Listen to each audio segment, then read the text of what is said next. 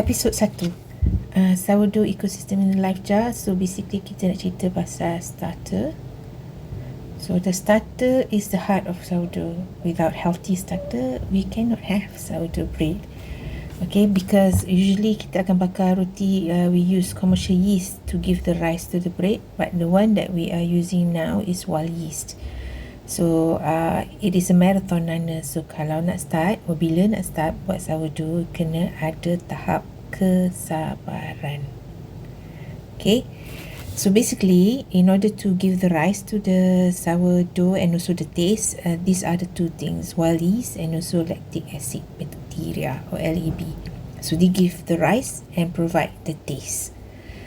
Okay, so the point is to bake a roti, sourdough roti, we need to make sure that the starter is active. Okay, active starter, or what we call as levain. Dalam resipi dia akan cakap lah dia need active starter berapa gram. So we need to use the starter when it has reached the peak. Maknanya kita start dia sikit and then dia can grow and starts to grow up when you add water and also flour. Okay, and then it will grow up until to a point where it can no longer grow. Maknanya the height of the starter has stabilized, so that is the sweet spot. Okay, I will show you how it looks like later on. So, and then on top of that, this starter dia dah grow up to the level. Then we also look into, it should have lacy, bubbly, webbing structure inside the starter. Again, I will show you the picture kejap lagi, and it smells nice. It doesn't have sharp acidic smell, because when it does have very sharp acidic smell, then it is not healthy and it's hungry. So therefore, we need to feed it. Don't use it when it smells like that.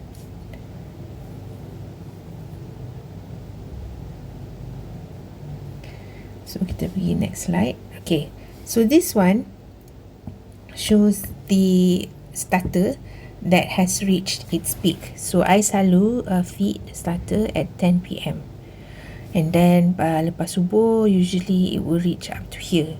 Sometimes it can reach even further up. So in order to make sure that you have achieved peak, right, you can do, let's say pukul, I don't know, certain times you start do markings along the line. Can use marker. I use marker. I use marker that can be rubbed off. Some people use rubber bands. Depends on what you have.